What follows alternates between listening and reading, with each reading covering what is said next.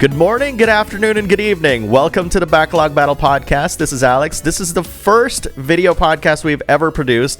And in case this is the first time you've ever seen or listened to the show, we talk to gamers from all walks of life in the hopes of building better empathy and greater understanding of the community around us. And today, I am pleased to announce that I have Sal, who has been a longtime fan of the show and friend. And he is joining us today from, I keep forgetting where you're from. The man from Parts Unknown. Parts Unknown. Oh my goodness. I'm in St. Paul right now, so right by Minneapolis. That's right. Well, welcome back, Sal. Glad to have you with us. And man, we have a lot to talk about, I gotta say. Yeah, I'm thrilled to be back. Thank you for having me. I feel like the Steve Martin of SNL for you. I want to be the one who's come back the most. Like that's my goal. It's to hit that record. So far you have. So. Oh! Okay, so I am Steve Martin. Yes. This is great. Yeah. So to kind of start our conversation, I think, for people who are brand new to this show, I want to kind of reintroduce you to them because, you've been a guest on the show for quite a long time, but I want to kind of ask you to kind of reintroduce yourself in case people don't know who you are. Sure. So I'm a writer and a professor. I've written 3 books, 2 are novels, and then one, which is probably most pertinent to the audience, is a boss fight book. So it's Mega Man 3, and it came out, 5 years already. Almost, so 2016. So it was a book about Mega Man 3, and it looks at, 8-bit side scrollers and NES collecting and the history of the Mega Man franchise and all that kind of stuff, and the everything around that. And I also teach classes about video games. So my background's primarily in creative writing, but I've taught this critical discourse of video game class for years and years, probably 6 years at this point. And this semester I taught for the first time a writing for video games class, which just concluded. And then I'm also the writer of RetroMania Wrestling. So if you played that on Switch or Xbox or PlayStation or Steam, I wrote the campaign mode. That's really awesome. We'll definitely get into that because that's so exciting. Which, by the way, I did pop the game in, but as you said over DMs, it's a hard game to play. It really is. Oh my god, it's brutal. Yeah. So it's funny where people will talk to me about it and think I'm good at it. I'm like, I barely won a match. I find it to be crushingly difficult. I like that about it. It's got a real Contra feel, but it is not easy. No, it was not. Even the tutorial, I think the one match after the tutorial, I was just like, how the hell do I beat this guy? This is so hard. Even going through the tutorial, I'm just because he said I remember you saying oh yeah, go through the tutorial. It's really hard. I'm like, all right, how tough can this be? And I'm like, I have not beaten the first match after the tutorial. I gotta admit. Although, admittedly, I haven't actually gone back to the game since then because this year has been hellacious when it comes to video game reviews and whatnot, especially for one person. So. Oh my God, so much has come out, and I think with that game you really need to master the timing, because I thought it would be it is a little like Fire Pro, but it's even harder in some ways. It's less a simulation, more arcadey than Fire Pro, but it seems like you gotta have that timing perfect, and I don't quite have it down. Yeah. Still. And even then, when I think about the game and stuff like that, it didn't seem to have any sort of visual indication to get a grasp of if whether you're doing well or not in the game. I mean, I was fighting the blue meanie, I think, in the first match, and he beat me. I was like, what? This is not right. Do you have any stories about that? I don't know. Oh, I mean, a ton of stories, but I would say they've patched it because I think that so many people found it so difficult. They patched it. Now there's a little indicator, so you get a green light if you hit the timing correctly, and a red light if you hit the timing poorly, and little text comes up. So, I think that's been a cool thing is they've been really interactive with the community and engaged with them a lot. Mm-hmm, definitely. Man, I don't even know what we should talk about because there's so much. I think when we were trying to do an episode back in January, which unfortunately was lost because, hard drive failures and everything, we wanted to talk about Yakuza Like a Dragon. Do you remember that? I do. I've since finished it. I had a list of the games I played since, so I'm prepared because right after that I played Bravely Default 2 and then Near Replicant. So I'm ready with all sorts to discuss. Okay, yeah. So this is going to be very difficult because these games are still kind of fresh, right? Yeah. What did you think of Yakuza Like a Dragon? Okay, so enough time has passed now that I don't think this is hyperbole. But I think it's my favorite RPG of the generation, and it might be one of my favorite RPGs ever. Just kind of moving out of the stereotypical kind of fantasy setting, but then also that kind of steampunk setting that now, you know, we've seen it for 25 years, you know, since Final Fantasy VII. Yeah. So just having this like fresh setting of modern Japan, you know, and Yokohama and all that stuff, I really loved it. It reminded me of playing Earthbound for the first time. I'm just seeing everything reconfigured. I love the story. I can't wait to play. Obviously, there's going to be more. I love the characters. I was very, very engaged with it. And I kind of, you know, it's funny. I've been looking forward to Bravely Default 2 for years, thinking that was going to be like my big thing. And I played it right after Yakuza. And the whole time I just thought like, man, I wish I was playing Yakuza. I wish there was more Yakuza to play instead of this, which it was fine, but it was not Like a Dragon for me. Right. It's two different experiences, right? Because like Yakuza Like a Dragon feels fresh because of not just taking the IP from what it was, which is an action game, and kind of turning it into a turn-based game, but also because, you know, like you don't, outside of that game, you got Persona and then a whole bunch of other RPGs that are kind of sort of set in a contemporary / technologically modern setting, but not quite rooted in reality. And you take a look at something like Bravely Default 2, which really, the way that I would kind of summarize it is it's basically taking Final Fantasy V and taking it apart and putting it back together again with a lot more modern accoutrements, you know? And that's not necessarily a bad thing, but if you're trying to look for something like fresh or new, you know, Bravely Default 2 is not that game. It's supposed to be comfort food for, you know, people who love that kind of gameplay, you know? And if you take a look at that same development studio, or rather they're kind of like an idea think tank really, but within Square Enix, they specialize in that, right? Very recently, Saga Frontier Remastered game came out. And anyone who's played that game and Octopath Traveler will say, well, Octopath is basically Saga Frontier because you pick a main character, you get different main characters and stuff like that, and you explore the rest of the world.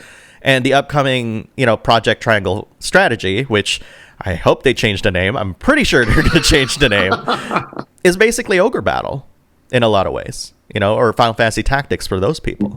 So I guess this is all to say that I understand why you have such a passion for Yakuza Like a Dragon, because when I played it, I got the key about roughly a week before the game launched. But within that week, my wife and I had played 86 hours of it because we loved it so much. Like, I was like in disbelief, like how good it was.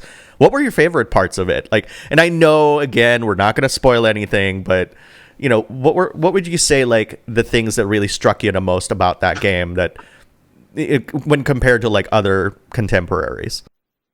Okay, so one of the things that has always held me back from getting into Yakuza is the gameplay. So I played Zero, but I kind of gave up halfway through because I didn't love the action gameplay. I need to play Judgment because I think that's going to be exactly in my sweet spot. But I loved the story and the tone and the world. So having that filter through the RPG lens was perfect for me. And I love just the whole setup of he's a 40-year-old man who's living his life by the code of Dragon Quest. That to me felt so contemporary and fresh. And maybe that's because that's closer to what I actually am.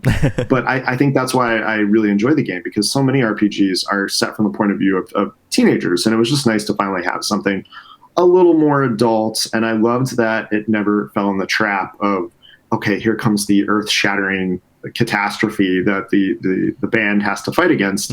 And this kind of put everything in a really, really emotional setting. So, you know, without spoiling things, it's a family drama. And to see that filtered through RPG menus was deeply satisfying and felt fresh to me. And I also love the difficulty level. I thought it was brutally difficult. I thought you really had to grind, and I really enjoyed it. I was using potions and summons and things like that, which I normally never rely on. And this is kind of why I didn't like Bravely Default 2 as much, because it had been kind of positioned as the hardcore JRPG. So for me, that was exactly what I wanted. But I thought it was kind of easy. I thought it struck a weird space of where it was not at all going to bring newcomers in, and didn't really like have enough experimentation, where I thought like probably a third of the way through the game, I figured a pattern, and I did that for the rest of the entire game. Just those same moves over and over and over. And I kept waiting for some deepening, like a Xenoblade Chronicles 2, and it never came, you know? So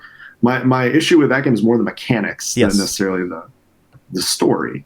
I think there's also something to be said about this obsession of honoring the past. And I feel like that's kind of the challenge that this particular studio think tank is kind of facing right now. It's like, how much of the past do you want to adhere to versus kind of build on top of?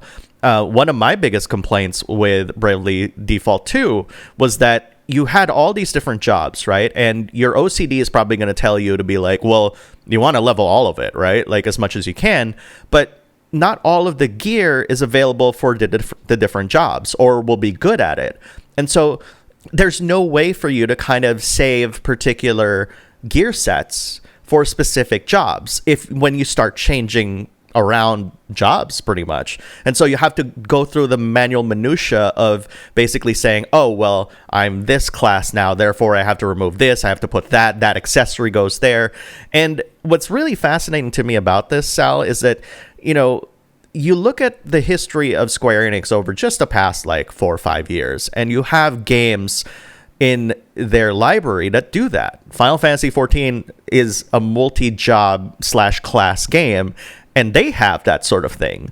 So it's kind of interesting for them to make this game almost like in a vacuum where nothing else is actually happening out in the periphery, and never realizing that there are certain gameplay styles, especially with how JRPGs have evolved over the years, that they need to kind of really cater to and kind of really respect and think about how they can improve the quality of life. Wouldn't you say? Like, oh, 100%. And Yakuza does a pretty good job of that. Now, it's been a while since I've played it, but my memory is like, okay, well, you're always using the bat, basically, if you're the protagonist, and like those type of things are kind of quantified and unified. In Bravely Default, and it kind of, well, for me, I'll tell you, I just felt like, I don't want to change classes right now because I don't want to have to do this again. And I ended up just having basically 2 sets. I had my out in the world leveling set, which was, get the rare items, get the most experience, the most job points. And then whenever I get to a boss fight, I'm like, okay, time to put on the good jobs now and the good armor. But then I got to a point where I didn't even need to do that to beat the bosses. I was just using my out in the field leveling crap jobs to overcome it. And then, it kind of felt like a PlayStation 1 RPG set on hard mode with Final Fantasy V job systems. You're completely right on that. But we've come so far. And the things they're choosing to upgrade are interesting, because Saga Frontier is another game where, man, I hated that when it came out.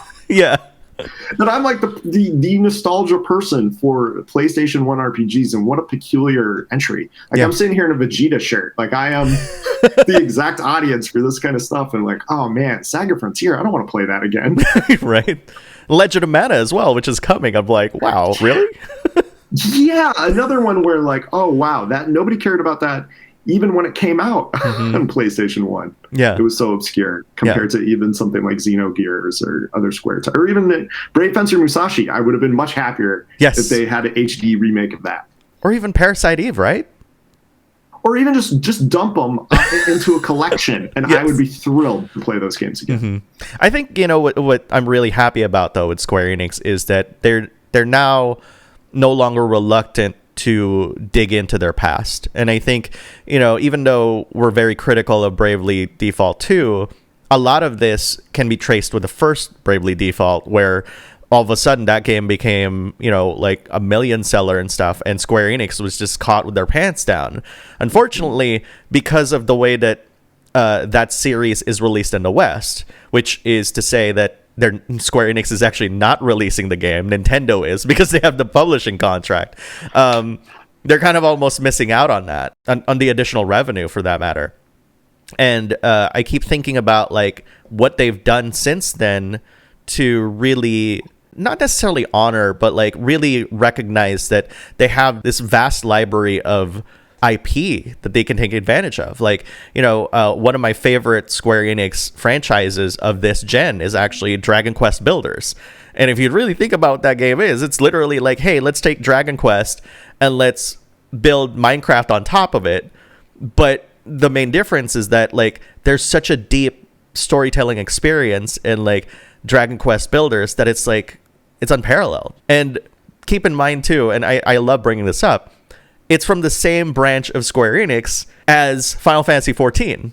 So it's the same dude that produced and directed Final Fantasy XIV who greenlit this and said, yeah, do it. I think the Dragon Quest series has surprisingly evolved in a better way, recently, because I was thinking a lot about 11 while I was playing Bravely Default 2, because so my wife, she has a friend who's never played video games before, and she got into Dragon Quest 11, and it brought her in. And I was thinking about like, yeah, that's a perfect game to come in on because it's simple enough, but intriguing enough. It gets more complicated. I loved it too. Someone who's been playing the genre for, almost 30 years at this point. And then what's nice is once you have that first set of credits, it becomes the super hard kind of game. So they found a way to kind of bring in everybody. Mm-hmm. And I think the older I get, the more I appreciate that rather than the Bravely Default. Like, let's make it super hard at the start. And then as you level up, it becomes really easy, which just seems so opposite to how games have been trending in terms of difficulty. Mm-hmm. It is a very old school design, right? Like, because, you're so weak at the beginning and stuff, your only recourse is to basically grind. But, I think you bring up a very interesting point because, in Dragon Quest 11, and this is my take on it, Dragon Quest 11 starts off as a casual kind of RPG in a way. But then when the credits, end and stuff like that, that's when the real Dragon Quest actually pops up. Like, we're talking like, not 8, like the kind of difficulty that you would expect from a Dragon Quest game, and I think there's, as you said, I think you kind of pointed it out really well, is that they managed to marry these two different kinds of RPGs into one, which is why I feel like, that's what makes 11 such a special game. And, who doesn't love Sylvando, right? Oh, the best. Probably one of the most memorable characters from a JRPG this whole generation, right? Yeah, absolutely. So, man, we can talk about so many things. Like, I keep the mind reels right now with the possibilities. But I'm kind of curious about your experience with Nier Replicant because, talk about franchises that you didn't think would be popular in this generation. Nier is definitely one of those games where all of a sudden it's like, hey, Nier Automata sold 5.5 million copies. Let's remake the first one, and not just remake the first one. Let's bring the Japanese version that we never got here to the forefront, and let's make that the base of this remake. What is your experience with Nier Replicant? Okay, so I have to go back a little bit. So I played Automata, and I had not played anything else by Yoko Taro. And I loved it. I was blown away. I thought, like, wow, this is the next step in gaming. I thought the ending was absolutely unreal. Just truly the first meaningful choice in games. Just incredible. Mm-hmm. I couldn't be higher on whatever they were going to do next after that. I loved it. It's still probably my favorite game of the generation. Okay. So to the point of I've played like Sinnoh Alice, the mobile competitive RPG. Wow. Like for months. I was in a guild. We were in a top ranked guild. This is how much I like that game. Is not very good, but I'm like, I'm gonna keep playing because maybe some weird stuff's gonna happen. And occasionally weird Yoko Taro stuff would happen where like at one point you ended up in a Space Invaders clone, but it was actually a crossover Space Invaders. It was great. So for Replicant, very much looking forward to because the original came out when I was kind of taking a break from video games. So there was like a 5-year plan or 5-year period where I didn't play a ton. And this came out during that time where I just didn't have money to really keep up with anything. And I was still playing PS2 during that time. So I couldn't wait. And I have to say, I did not enjoy it. Yeah. I know that you really liked it. It was my memory of seeing you talking about it. And I kind of had the same reaction to Xenoblade Chronicles when that got remastered, where I love the second one. I hadn't played the first for the same reason that I hadn't played the first Nier. I see. And I felt like, wow, this is a step backwards. I much would have preferred if all this time just went into Xenoblade Chronicles 3 and we got to see all these systems, kind of evolve. So for Nier, it felt a lot to me like a step back. Mm-hmm. That whole first route, I was often bored. I'm like, when are we going to get to something that doesn't feel so similar to other games? I thought that gameplay wasn't as kind of Twitch arcadey. I missed the 2D shooter sections from Automata, and the Kane character. Man, I loved the dialogue, but and I know some of the discourse around the character from later in the game, but the outfit was a bit much for me to take seriously at any stage, So just the whole time, like, oh man, this is tough, and the way the camera would frame her, and I know it's very different, in Japanese culture, which is important to always forefront in these conversations. But, my wife would walk in and be like, oh man, just what it looks like. So to be honest, I got to the second route and, it starts with you're reading a lot of text, and this doesn't spoil much. And I fell asleep. And my wife was sitting next to me. I fell asleep on a couch with the controller in my hand. And I just thought, like, you know what, this might be the end of my journey through Replicant. But I hear, and I imagine what you're going to say is it gets a lot better, but I feel like I've already put in 20 hours. Yeah. So what did you think? Because tell me I'm wrong. I want to be wrong on this so badly. I can definitely relate to what you're saying because, like, in case people don't know, this is the first time I'd ever played Nier Replicant or Nier Gestalt in any sort of capacity whatsoever. And when I first, got into that second route and stuff like that, I was like, ooh, this is a lot of reading and stuff like that. But then when you get beyond that, you kind of get a lot of like what Automata did. And that's kind of, I think, the problem here. And it's not really a problem. It's more like a challenge because Automata takes a lot of the ideas that Nier has and really kind of perfects it, and so in a way you can kind of consider Nier Replicant as kind of like version 1.0 of like Nier Automata, if you will. Like if you think about a lot of the kind of common threads that kind of tie both games, it's very clear that even with Nier Replicant, Yoko Taro was trying to do something that the team that he was working with just couldn't pull off. Of course, in Replicant, they do pull it off, thankfully. I'm talking about, of course, the remake and stuff, but it's still stilted because it's again, like we talked about it earlier today, it's grounded in the past, right? Like how much of the past do you want to honor and respect versus building on top of it? Now, granted, Replicant does many other things that kind of builds on top of what was already done. For example, adding like ending E, which is the brand new ending. But in general, the spirit of what makes Nier Replicant magical is the fact that in repeated playthroughs, you get more context as to what's going on in the world. It's less about like playing a different character, like in Automata. It's more about getting more context to what's actually going on. And by the time that I'd actually finished the game a second time around and got to ending B, that's when I was just like, oh my god, like this is shades of Automata coming back again. Like what made that game really brilliant. That being said, like I definitely will say that the gameplay is kind of 1.0-ish, right? Like it's like they wanted to make like a really engaging battle system, but even in this game it's apparent, even when everything feels right, that something else was kind of bearing down on them. And I think there were probably several reasons for that, like for example maybe budgetary reasons or just the capabilities of the developers and whatnot. So in a way, like Yoko Taro probably had to like scale back his ambition, but then when he got paired with Platinum for Automata, that's when things just went crazy, like went nuts, and that's why we got that game.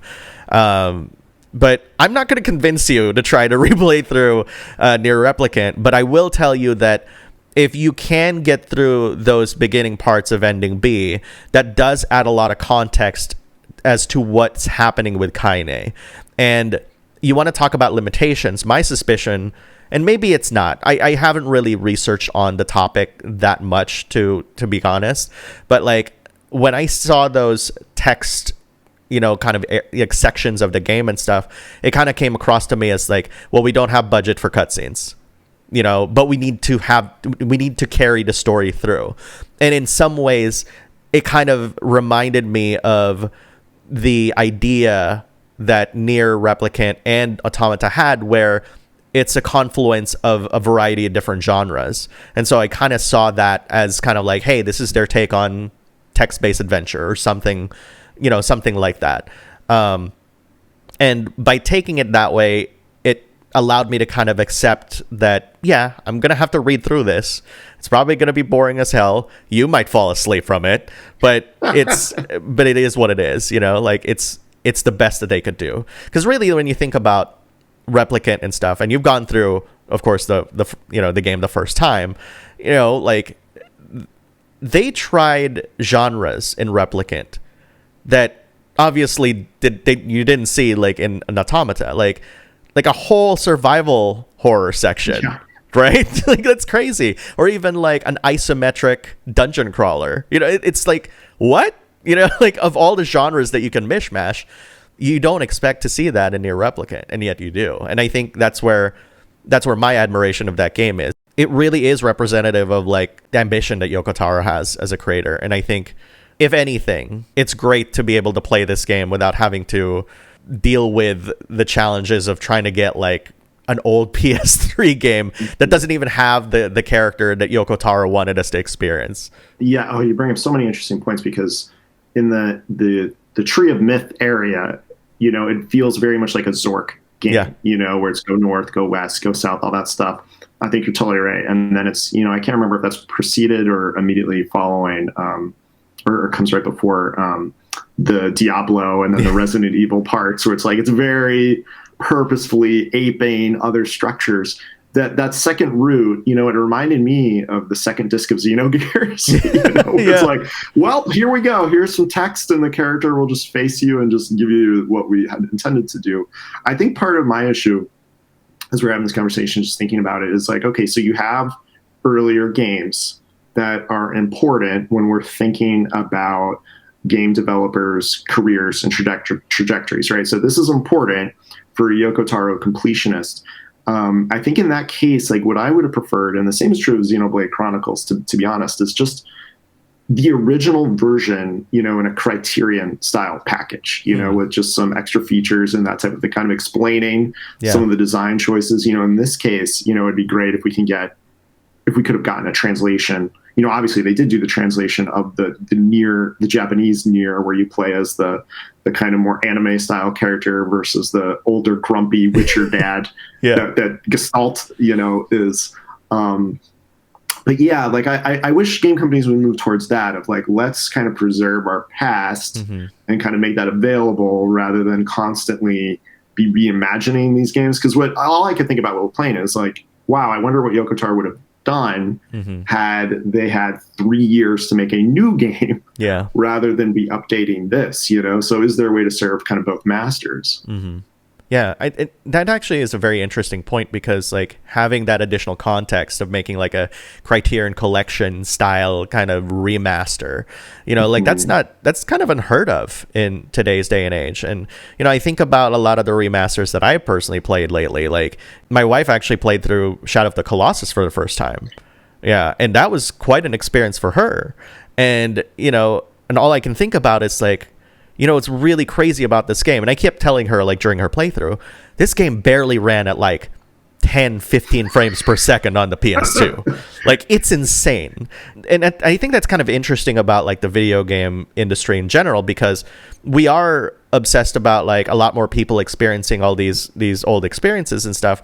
No one's really kind of brought up the fact that we can really elevate this industry by thinking about other ways that other media are highlighting some of the best parts of the industry, just by providing an auxiliary way to appreciate these games. And I think that's really kind of like what's missing in the game industry these days, is because we're all focused on making the experience that we don't recognize that there are other ways to improve that or enhance that experience. Actually, case in point, I had an interview with Hironobu Sakaguchi recently. My God, when I saw that, I almost fell out of my chair. It's incredible. Yeah. And in that situation, like my goal was to provide additional value to, or maybe perhaps you can even say additional encouragement for people to play Fantasian, which, it's kind of nondescript game by all means, because it's not really coming out on a traditional console platform. It's on Apple Arcade, for crying out loud. And there's a part 2 coming. When is that coming out? That sort of thing. And so my goal with the interview wasn't just to, to kind of really highlight and bring forth like, hey, this is why Fantasian is special, but to also associate a very real person to the product, because there's not a lot of mainstream games, I should say, that allow for the people working on the game to be at the forefront to represent the concept and the ideas that they have. And of course, Yoko Taro, we've been talking about him for the past few minutes now. He's such a well-known figure these days. But like, how many more video games have a Yoko Taro or a Hironobu Sakaguchi? I think about like the game Biomutant, and yes, there's 25 people. We know that there are 25 people that worked on the game, but who are they? We really don't know. We just know that, well, they were very ambitious and made this, this game and stuff like that. But outside context, it's like, well, they have a lot of money. They made this game. That's really it. And that's where the buck stops. You know what I mean? Yeah, it's a real problem in the entire history of the industry, going back to when Japanese companies would change, like wouldn't allow the developers to put their actual names in the credits. That's something I talked about in my book, was they didn't want their employees to be poached by the other companies. So that's why we had all the nicknames, in Japanese Nintendo games. So it really almost starts there, but it's true in America too, where we see Activision split off from Atari to try and get some recognition, so it's troubling, because I also teach film classes, and what we're seeing in games, I think, is we're not exactly learning from the lessons of the film industry, so a lot of early films are lost. I think the same thing is happening to a lot of important early games. And then attempts were made to like recolor black and white photos to make them more accessible to new audiences. That's exactly what near replicant is. It's like we're gonna take this thing and make it more accessible so we can sell more copies, knowing that it's less of a niche product if we kind of put a new coat of paint on it. And I don't know, I think that's troubling. And also this like tourism. I love Yoko Taro, Hideo Kojima, all these people are like really important to me. But also from film, we know like it's maybe not great to think of a collaborative art as being solely the work of one person when it's really the work of so many people, so I hope the industry finds a way to kind of reconcile with that, but it doesn't seem like we're going there, because I'm sure you saw when Red Dead came out, the developer, the CEO said like, we don't want you to know who works on the games. That would ruin the magic. And it's like, oh, then we're not recognizing that workers did labor, and that's why we have these landscapes, you know? And it's such a different kind of concept too. Like, oh, we don't want people, we don't want to ruin the magic.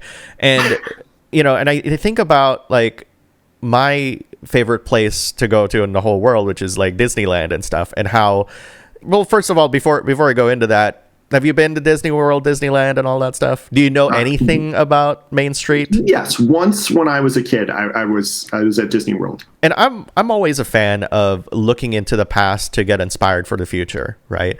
And one thing that Walt Disney did that was so unique, even comparatively to any other theme park out there at the time, and maybe even nowadays, I still have to like research, is that Main Street is actually a credits roll.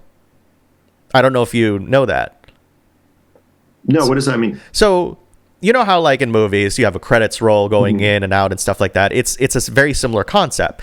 Every window, every door has a name of a very real person that's contributed to either the Walt Disney Company or Disneyland or Disney World.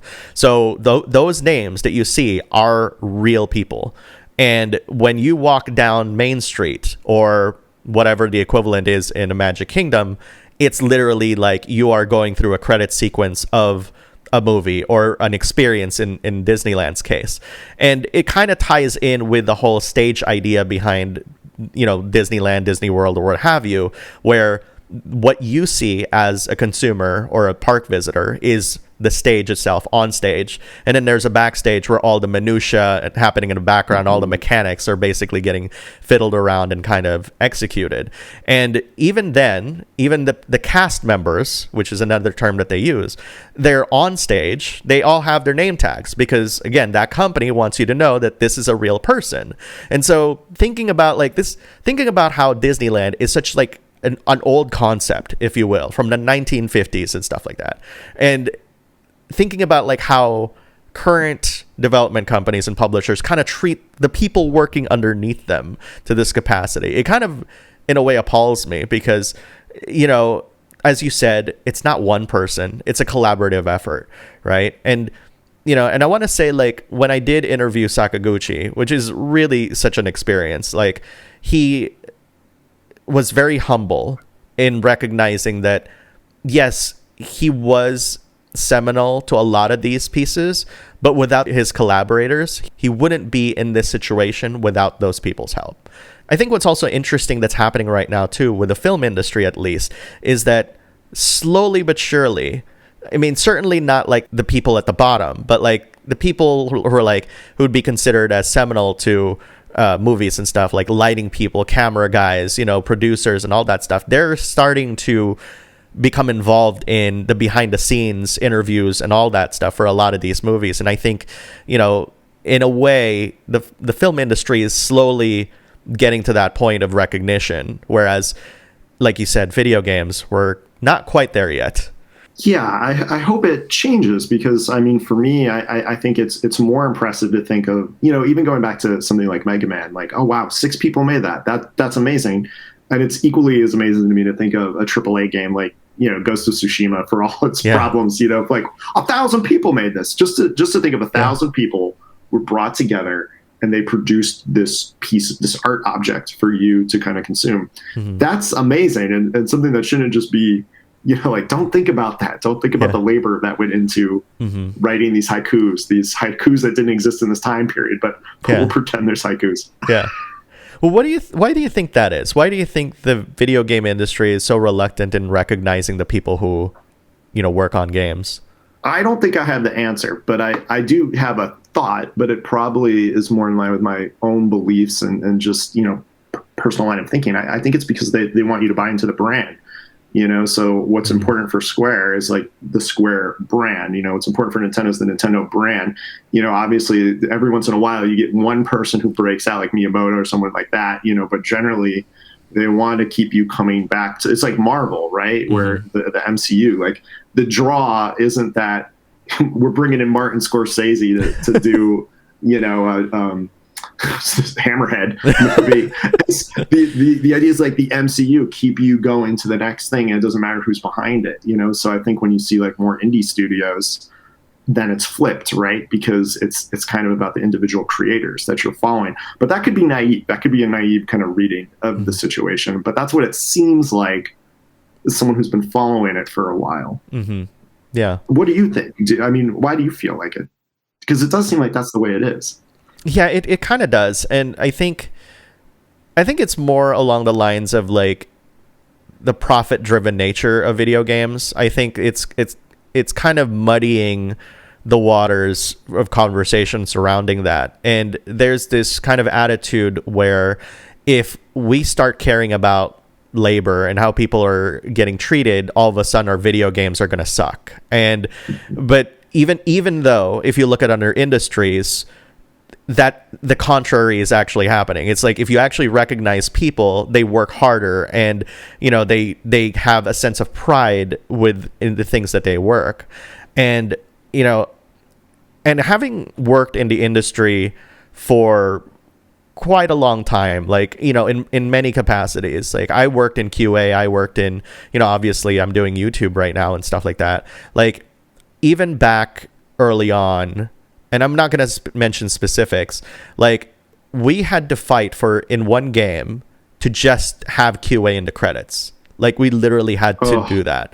And, you know, and the compromise that we had was that, well, we can't have everybody in every platform.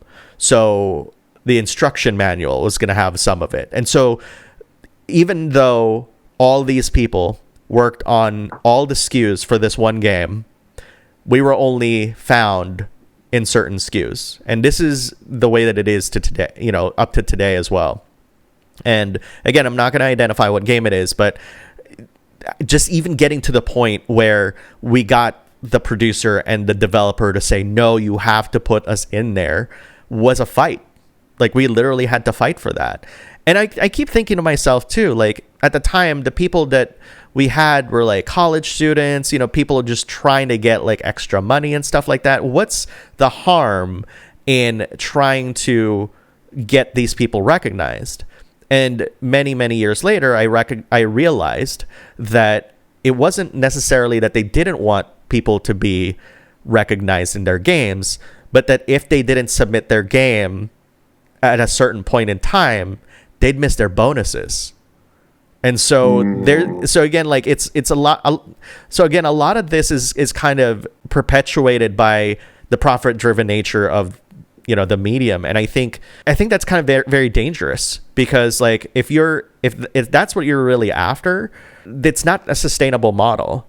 And if we get another video game crash in the future, and I hope we don't, we're going to be standing on that line. Are you going to be on the side of the people who are safe, or are you going to be one of those people who died?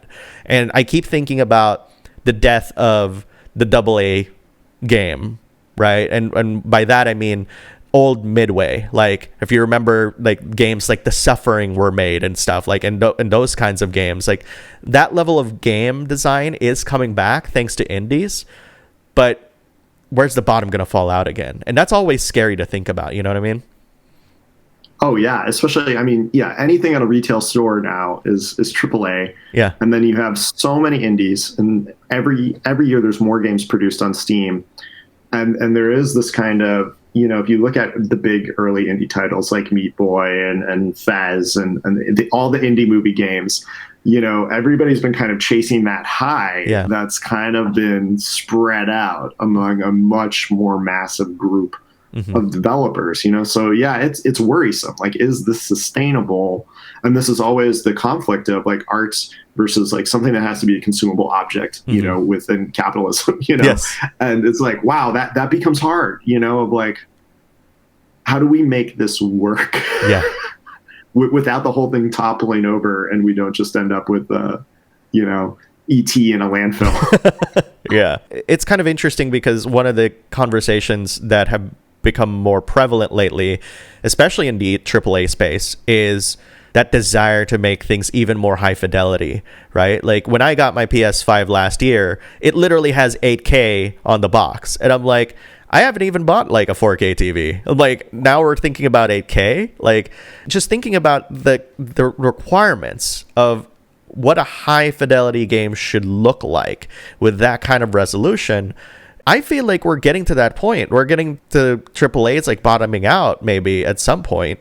And my fear is that one of the ways that these companies are going to try to make money out of this is to really piecemeal the game as much as they can so that they can get more money. And I will tell you this, like, since this generation started and everyone's hiked up their prices to like $70, there hasn't been a game that really justifies that price point yet. And that's, to me, is kind of scary, because if we're going to basically treat this all like some sort of race to get the best technology, the best look, the best graphics and stuff like that, that's a losing proposition eventually, Yeah, and it's been diminishing returns on the graphics side since the PlayStation 3. Like, let's get honest. Like, if you showed someone who's not a hardcore core gamer an early PlayStation 3 game, and then you showed them, I don't know, like the new Spider-Man game, the Miles Morales game, it's not that different. Like people who are there for years and have been in there for years, like ourselves, you can tell immediately. But I would bet my wife, who's at least seen me playing these things, would think they're basically about the same. So then if you apply that out to just average people who, you're asking them, like in a time of global pandemic and financial kind of crisis, to like, okay, shell out hundreds and hundreds of dollars for a thing that doesn't look like the Super Nintendo to the PlayStation kind of jump, but it's like a very kind of negligible jump era. There still isn't that marquee game for either that or the Xbox. We're almost like what, 6-7 months in, and there's still, I guess, like people are hoping it's going to be Deathloop, and maybe it will be, hopefully it is, something like that. But yeah, we still don't have that Halo, that killer app type of game. That's surprising. And maybe by the time this comes out, Ratchet and Clank comes out, on PS5, which it is, that high profile game that Sony wants it to be, but it's also a very niche product technically, because at this point in time, the most popular games are FPSs, or at least like big open world games. And when you start thinking about like what Sony specifically is offering, well, Horizon Zero Dawn is not going to be a PS5 exclusive. So what's the point of getting a PS5 if I can get the game on a PS4? You know, and even that cross-generational thing kind of muddies the conversation already. You know, even God of War, like I think there was a time, I don't quite remember it correctly, but like that they said that Sony said that God of War Ragnarok was coming out on the PS4, and I was like, what? Like, that's crazy. But then you look at Microsoft, right, and they've been like just really quiet this whole time. And I have a feeling that, you know, unlike Sony, they're actually just going to really dedicate themselves to the new Series X and S and just start releasing games, you know, over the next few years. And that's dangerous for Sony. But, you know, to kind of bring it back though to modern times, as opposed to postulating what's going to happen doom and gloom in the future, one big proof that graphics aren't everything, and mind you, I'm not saying that there's no room for realistic graphics. That's not what we're saying here, is that a strong art style would basically strengthen everything else around it, right? Mm-hmm. And I think the best example of that was last year's Animal Crossing.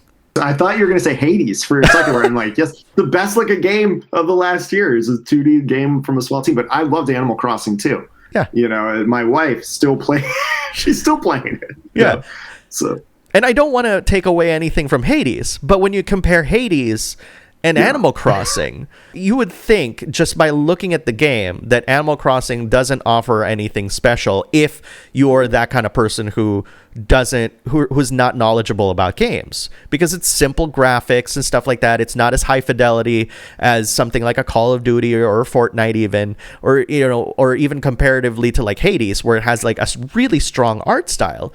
But yet Animal Crossing turned out to be one of the best-selling games of last year, if not the best-selling game of last year. And not only that, catapulted that franchise to one of the top-selling franchises in Nintendo's history. Their entire history. Like, that is insane if you think about that achievement. And I think, you know, and the sad part about this conversation, Sal, is no one's going to pay attention to that in the AAA space, because, again, it's all about profit. It's not about figuring out smart ways to make money without spending too much. And that game did such a great job of marketing itself to types of people who are not us. You know, so the types of people who are not going to look at the release calendar, put the game into my calendar, like, here's when, you know, FF7 remake comes out, and here's when the Yuffie DLC is coming, so I'm prepared for that.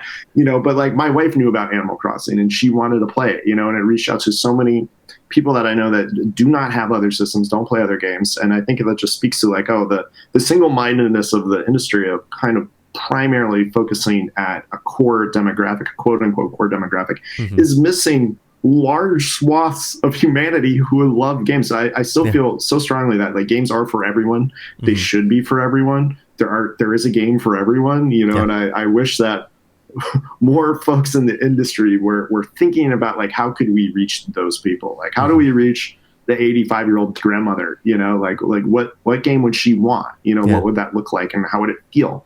You know, versus what we want. And then what's interesting is like, both of us have grown up with this industry. It keeps aiming at us, where it's like, hey, remember that thing when you were 16? It's back again, you know? And it's like, okay, well, we're going to die, right? So who, like, the nostalgia train will end, you know? So you have to bring on other people at some point, or it's going to be like the comic book industry, which has been running on fumes for years outside of the films, you know? Yeah, absolutely. You know, one thing that I keep thinking about too, you know, which, you know, you kind of brought up a little bit, is I'm of the belief as well that everybody should play games, and that there is a game for everybody. I think, you know, one of the conversations that I've been kind of having with a lot more people lately is where mobile is positioning itself in relation to what's happening in the console industry. And I brought up Fantasian earlier, of course, and I think that game is a perfect example of how a style of game can come back in another part of the game industry. Because and to further explain, like, a lot of people look at mobile as gacha, period, end of story, right? Like, it's exploitative, there's nothing good that comes out of it. But having that kind of perspective, though, kind of denies you the opportunity to recognize that perhaps if you're a veteran of the industry, the genres that you loved back in the day, like even, talking about 90s and 80s and stuff like that, still exist to some capacity elsewhere and is surviving, right? Like, one of my favorite series on iOS is a game called Monument Valley. And that game is so simple. It's all about rotating blocks and stuff like that and making people walk from point A to point B, getting a person from an entry to an exit point. You release that on a console, that's not going to make much money, and it's going to tank that entire company. But this company has strived to keep building on top of this idea that there are experiences on mobile that are simple enough and engaging enough that feels fulfilling on that platform, that they've mastered it to the point where they released this game that I'm kind of forgetting the name of right now, but in that specific game, they managed to blend narrative storytelling with the idea of fixing objects, like fixing a camera and stuff like that, and it's done in a very intuitive way, and then it's just really difficult for me to explain because, you're basically this person who fixes a lot of things, and people come up to you with their beloved belongings and stuff like that to have you fix them. And then they tell their story as to why they're fixing these items and stuff to you. And you get that emotional part of what just really is like clicking and replacing objects and all that stuff. A very similar game that I experienced on mobile from way back in the day was a game called The Room. And what that is, and all that game is, it's literally like you're on your cell phone, it's a portal into this other room, and it's just a box of puzzles. But there's like creepy stuff happening, like when you have your headphones on, and that kind of almost takes you to this other world. And the more you play the game, to just stress, this is a puzzle game. The more you play this game, the more you go into the supernatural world, like in that game. And that's a game that, they'll have a hard time really succeeding on console. Granted, The Room is actually on Steam right now, and it's doing pretty well for itself. But they needed to start somewhere. And a console, like, they would just get buried with like platformers and all the other indie games are there. How do you feel about that, like the emergence of these niche genres like on mobile and stuff, like, and where do you think that's going to go? Well, I think it's very important, and I think it just having that touch screen and that to be the only way the player can interact with the game, it gives you a whole different set of like problems, but also opportunities to think about. One of my favorite mobile games is Florence, which I teach in my games course. And my critical discourse games course. And in that one, the course generally is made up of similar demographics of students. And by that, I mean, there's usually 50% hardcore self-proclaimed core gamers. There's probably 25% sports games. Like we just play FIFA or 2K. That's it. Or maybe Fortnite. And then we have the Nintendo casual set, like those are generally the three types of people that will take a class like that. And we get to Florence, they're all reluctant to play it. They're like, I can't believe we have to play a mobile game, and they're all annoyed. And some of them will even play it on Switch, which it has since come out for. Yeah. But they're all blown away because it's a single player experience that is limited. Like it's maybe 2 hours, and it's just you play as a young woman, and she's having she's going through a relationship in her 20s, right? And the way it marries mechanics to narrative is so perfect, where you're on a first date, and at first it's hard to talk, and the way talk is rendered is puzzle pieces. And at first there's a lot of puzzle pieces you're putting together, but then as they get more comfortable, there's only like 2 or 3 puzzle pieces, and it's suddenly going really fast. Conversation's going really fast. And so many of the students will hammer in on that moment of just like, wow, that's a moment in a game where the narrative and the mechanics were married seamlessly. Yeah. And it maybe wouldn't work as well on a console. So I love the idea of like, okay, as the barriers dropping for people to develop games, you know, through like Game Maker and all sorts of other different Twine, all sorts of programs, like having platforms that those things can be released on and see wide audiences is really important. The fear is that it'll get overrun with, you know, gotcha games that have beautiful graphics and then kind of crowd out. Or at least that's my fear, you know? Yeah. You know, one of the interesting things that Sakaguchi told me in his interview, and I'm sorry if I keep bringing him up, and I'm not trying to brag or anything, is that you should bring him up every day, in every video. It's something that I found really fascinating because, like, he said that on Apple Arcade there are no gotchas or microtransactions. Wow. Yeah, and that's like $5 a month. You know, and I think about that like a lot ever since like we had that conversation, and the way that he kind of expressed it made it even sound as though like he's at peace with that because he feels like he has some sort of financial stability because of that. You know, obviously I didn't ask about whether Apple fronted a huge sum of money and stuff like that, but like having that having that kind of financial security allows him to be more creative. And that's something that he did say in his interview. I do definitely agree with you, though, as far as like, you know, allowing for a whole sorts of games to come out on platforms that you wouldn't expect it, because sometimes that's the best opportunity it has, right? But I want to kind of reel this back in because like I want to talk about like your work in, you know, RetroMania Wrestling, because that is huge, man. Like I remember, you know, when we started talking to each other about like 2-3 years ago and stuff, that was like a pipe dream. And then all of a sudden it's like, here you are, you literally have a published game under your belt as the writer. You want to talk about like how that came about? Yeah. And I mean, for me as someone who grew up, you know, obsessing over video games and loving video games, it's been a dream, you know, so it's going to come out unlimited, like through limited run.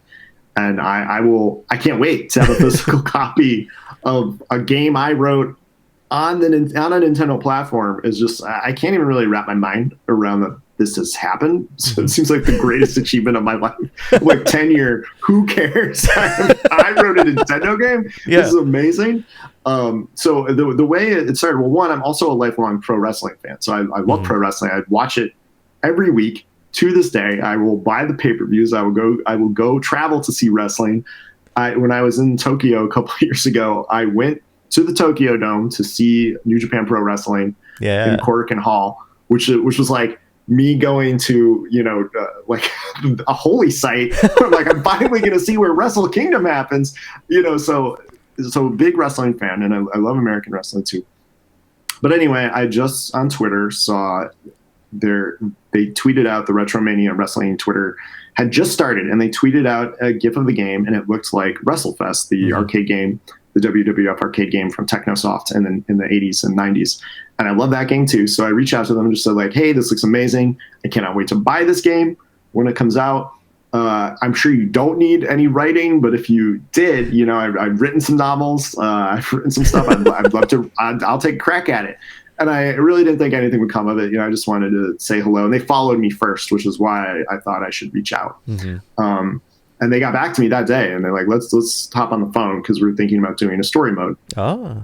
So I jumped on a couple days later with the CEO of the company, and you know, we just got chatting, and we had kind of had similar experiences. He's from the Northeast. That's where I'm from, in Scranton, Pennsylvania. So we have a lot of kind of wrestling touchstones from that area and that era.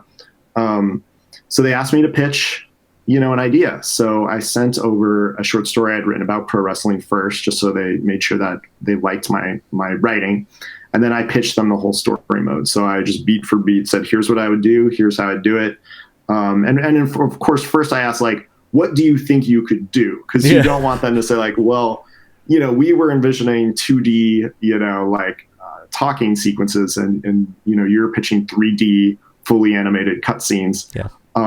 So I pitched the whole story from that point, and they liked it, and I worked on it for a couple of years, you know, after that, you know. And the hardest part was when I started, they didn't have a full roster, you know, so a lot changed just based on like, oh, this wrestler got added in, this wrestler got pulled out.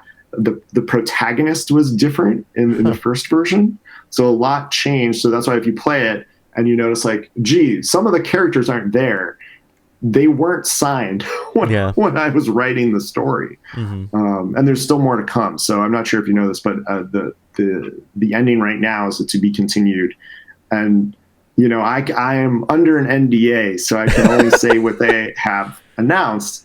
But I would say, since it says to be continued, you can probably guess there's more, and that is probably done, although I can't confirm it.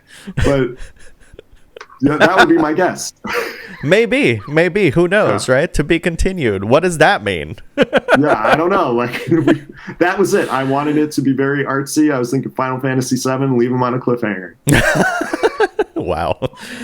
I mean, it kind of makes sense given how much I've known of you all these years that you would do something like that. No, there will be more. I'm just kidding. There will be more. Well, yeah, of course. Like that's not even a question at this point. So, wow, that's got to be challenging to work with a story and not know who's in the roster. That's kind of insane. Like, how did you deal with that? Like, were you just...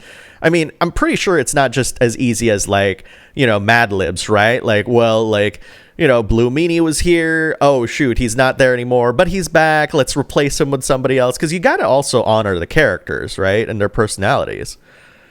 Yeah, I mean, that was such a big part of it was, you know, most of the wrestlers I knew, you know, having grown up with it. So it was kind of a dream to be like, oh, man, now I get to write a bunch of Tommy Dreamer promos, you know, so like that was incredible. Or Blue Meanie, you know, Blue Meanie was my favorite character to write because he's so absurd. But then some of the wrestlers I didn't know, you know, so I'd have to like go on YouTube and I would just watch 2 hours of their promos, you know, and just see like, how do they speak?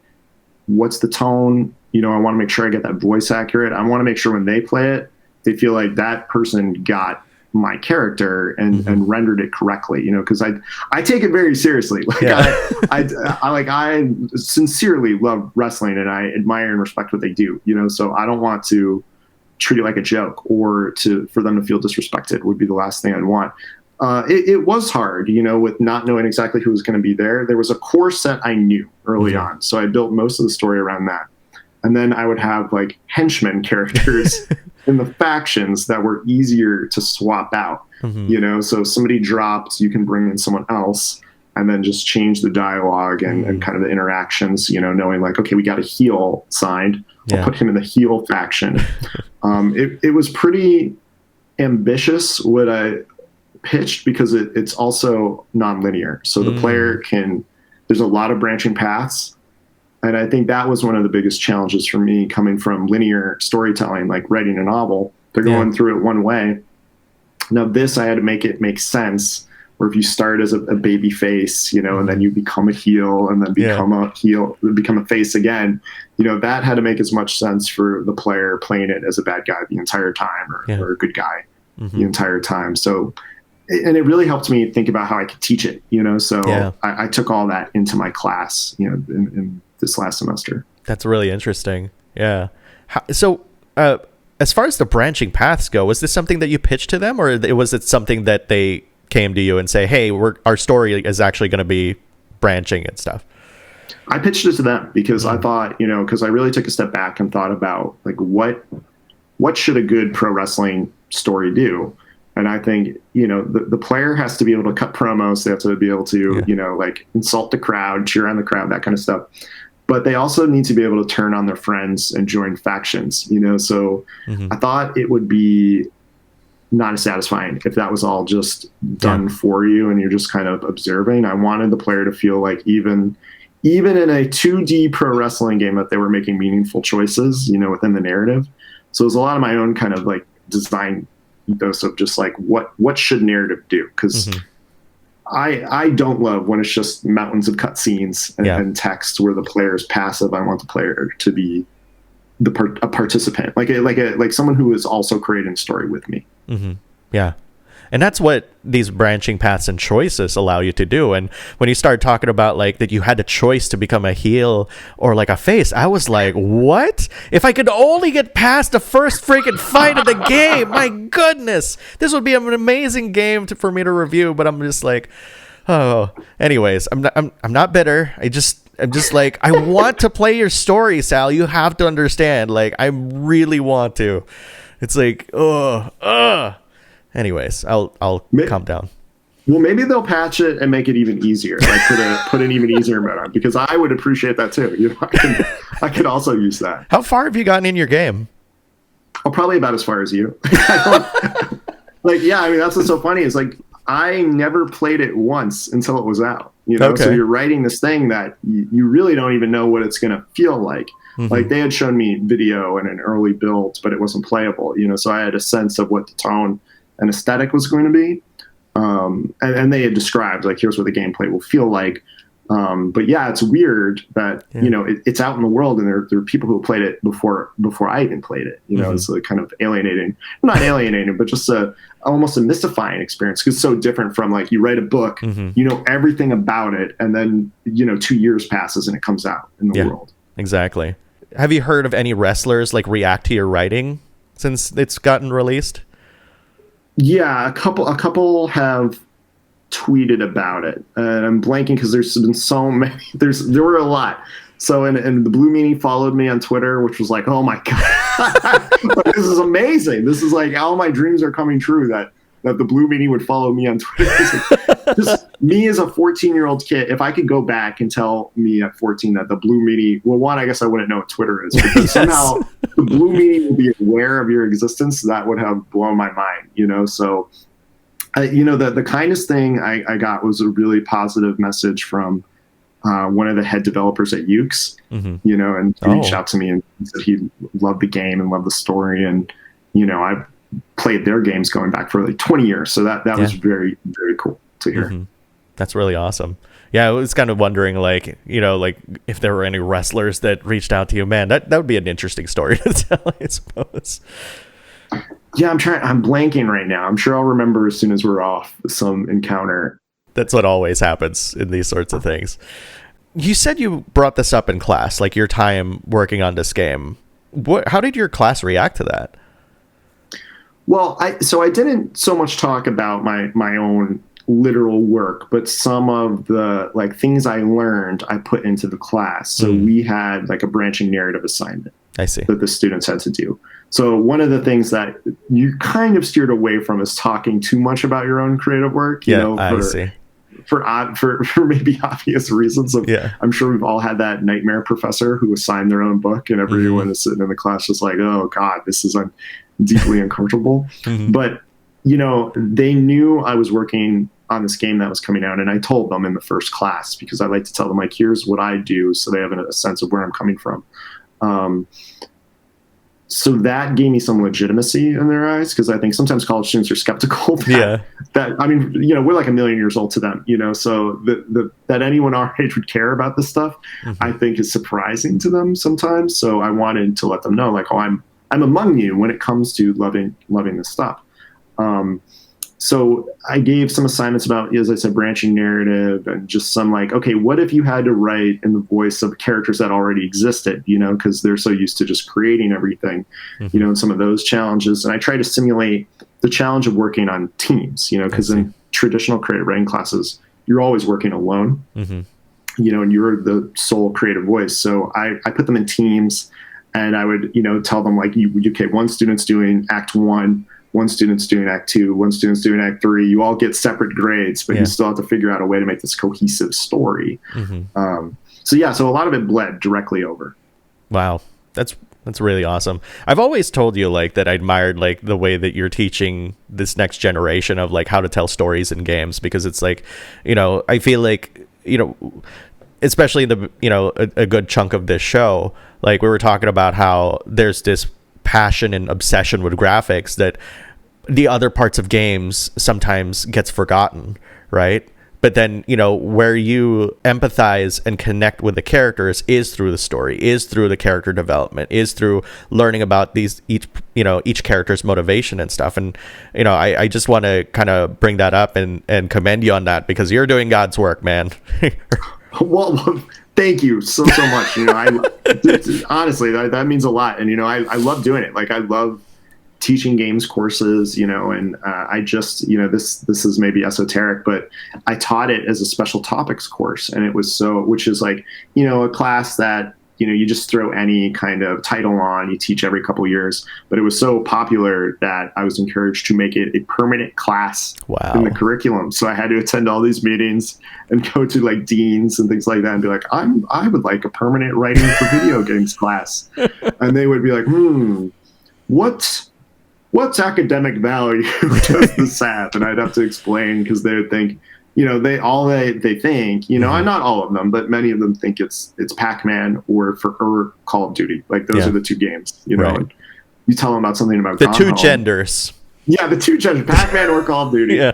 But I told them all about Gone Home, which we played in the course, and they're just like, their brains exploded. Yeah. That's really cool. That's really cool. So we're kind of getting to the end of our show and stuff like that, but I wanted to kind of ask you like where you're headed in terms of your goals and stuff like that. And the reason why I kind of phrase it that way is because, every single time we speak, you're always moving forward. You're always kind of like thinking about these new ideas to kind of really improve yourself, not just as a creator, but also like a professor and stuff. So I guess, like my question is like, what's next for you? Well, I'd like to develop more games classes. That's probably one of the first things. And, I've got some collaborators at the university, and I think that we might be, hopefully heading towards having some type of game development program, in the future, possibly, hopefully. So that's something that's at the forefront of my mind. The other thing, one, it's this year teaching on Zoom because of the pandemic has been very, very difficult, so you might imagine, it's much more difficult for the students, to be quite honest, than it was for me. But I've had to put some creative projects on the back burner. So, now I'm grading the final video game projects today, so I should be done by tomorrow. And then I'm looking forward to writing another game, so finding what that project would be, and I worked on some stuff during the pandemic, but I had to really kind of pull myself out just because of time. So that's the big thing. But then also I'm finishing a third novel right now. Oh my goodness. So those are the three big things. I think those are the three. Oh, and there's one other thing related to games that I can't tell you about.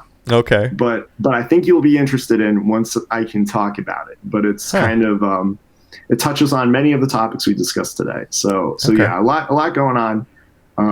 So I hope to finish this novel in the next couple of weeks is the primary goal, I think, right now. I think that's really cool. That's really cool. There's a lot of people out there who think that the only route to video games is to become a programmer or become a game designer. And seeing you go through your whole life as a professor and eventually writing a story for a video game is like really, truly inspiring. What would you tell those people who want to get into the industry but don't really know how to get into the industry?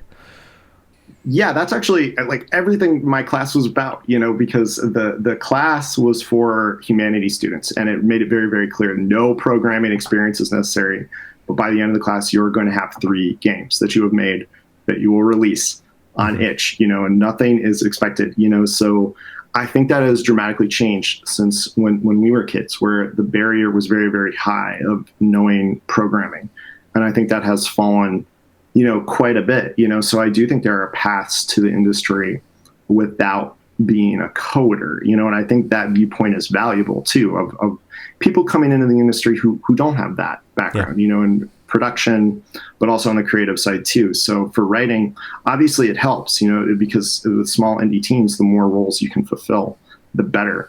But I don't think it's as necessary now as it was 10 years ago. And I think 10 years from now, it's going to be an even lower barrier to entry. It's things like GB Studio and even Bitsy. All my students made Bitsy games. And they all made Twine games, and they all learned how to code, like very simple things. So I'm very hopeful, because as that barrier comes down, the types of stories we're going to get are going to be more diverse, more interesting. It's not going to be the same, just like hero fetch quest stuff that I love, but we've been getting forever. And I'd love to see more. I'd love to see like going back to my 85-year-old grandmother analogy, which is flawed.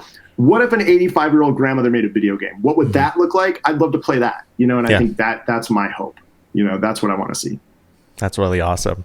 So anyways, we're at the end of the show. We're officially at the end of the show. Woo! But like, where can people find you to kind of maybe chat with you, tweet at you or whatever and stuff? Like, do you have a YouTube channel all of a sudden? I don't know. Like, let me know how people can find you, man.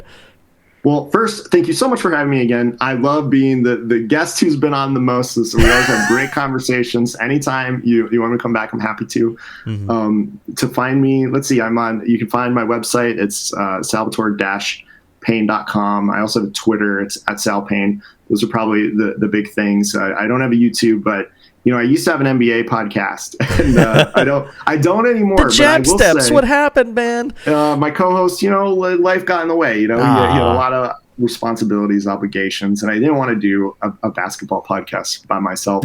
But I will say, I might have a new podcast that I'm working on. So just in case I didn't have enough projects, there's one more thing that is maybe coming out by the end of the summer. So maybe you'll hear from me at that point.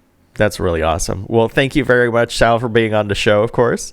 And thank you to everybody who is listening or watching. What a wild idea. It's in video format. But if you enjoyed this episode, you can always subscribe to this podcast on Apple Podcasts, Anchor, Spotify, and also Google Podcasts, and basically every other podcasting software out there. And of course, you can watch this on YouTube at the brand new channel that's dedicated to Backlog Battle podcasts. Anyways, everybody, there'll be a new episode coming out on Wednesday, so stay tuned. And until next week, we'll see you guys later, and happy gaming.